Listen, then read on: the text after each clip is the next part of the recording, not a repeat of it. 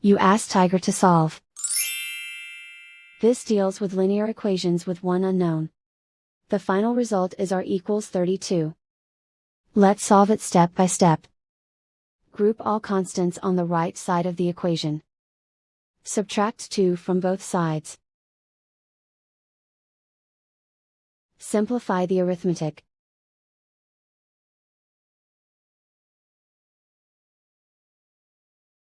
Isolate the r.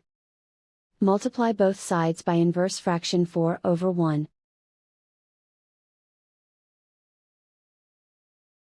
Group like terms. Multiply the coefficients. Simplify the fraction.